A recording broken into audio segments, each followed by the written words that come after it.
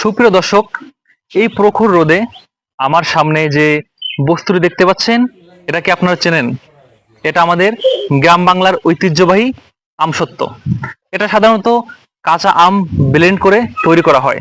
Blend করা কাঁচা আমের সাথে খাঁটি গুড় বা চিনি মিশিয়ে এটা প্রস্তুত করা হয়। এছাড়া অনেকে পাকা আম চিপে সেটা জাল দিয়ে এই আমসত্ত্ব তৈরি করে থাকে।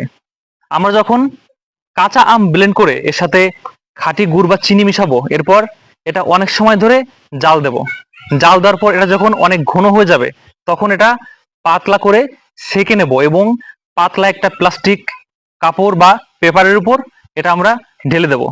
এরপর আসে আমাদের সবচেয়ে গুরুত্বপূর্ণ ধাপ, অর্থাৎ রোদে শুকানো। রোদে শুকানো আমসত্ত্ব সবচেয়ে গুরুত্বপূর্ণ ধাপ।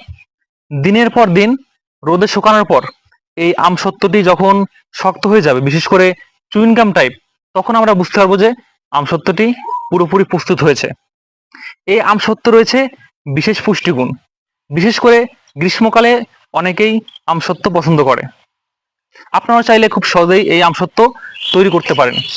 এই আমসত্ত্ব আমরা সারা বছর সংরক্ষণ করতে পারি।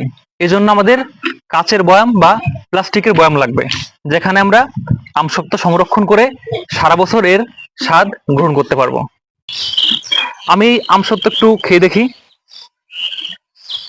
এই আমসত্ত্ব খেয়ে আমার শৈশবের কথা মনে পড়ে গেল। ছোটোর সময় আমি আম কুড়িয়ে এনে মাকে দিতাম, মা সেই আম থেকে এই আমসত্ত্ব তৈরি করতো। আপনারাও চাইলে খুব সহজেই ঘরোয়া পদ্ধতিতে এই আমসত্ত্ব তৈরি করতে পারেন। ধন্যবাদ সবাইকে।